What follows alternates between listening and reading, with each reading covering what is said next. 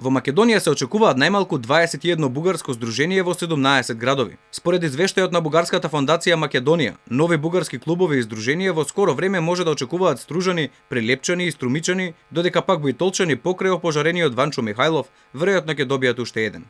Во моментов има повеќе бугарски здруженија во процес на регистрација во градовите Струга, Прилеп, Битола и Струмица. Организирање на културниот живот на бугарите во Македонија е исклучително важно за зачувување и развој на бугарската култура во Вардарска Македонија.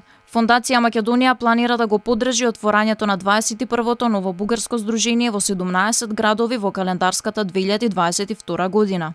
Според статутот на фондацијата, за своите операции и активности може да прими пари од бугарските власти, а својата соработка и координација со институциите на Бугарија не ги крие. Во една од сликите каде може да се видат председателот на фондацијата Стојанов и директорката на Агенцијата за дијаспора на Република Бугарија, велат, разговарале за заедничките дејствија на Западниот Балкан. Со цел унапредување на бугарската кауза во Македонија, решиле да формираат и политичка партија. Велат, веќе одржале повеќе од 100 состаноци во 11 градови, а на пат е формирање на раководно тело на партијата.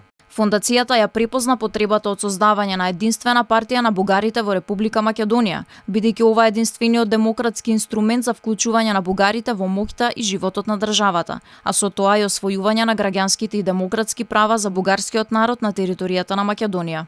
Во извештајот за нивните дејствија за бугаризација на Македонија, велат дека Стојанов отпатувал 40.000 километри низ македонските градови и села, да дели и разнесува бугарски книги, па како што тврдат, поделиле 50 тома литература, а целта била да донесат од Бугарија дури 10.000 тома. Откако Алфа ТВ обелодени за операциите на бугарската фондација регистрирана во Софија, Виктор Стојанов најави тужби во Брисел и тоа во Европскиот суд за човекови права, иако судот се наоѓа во Страсбург.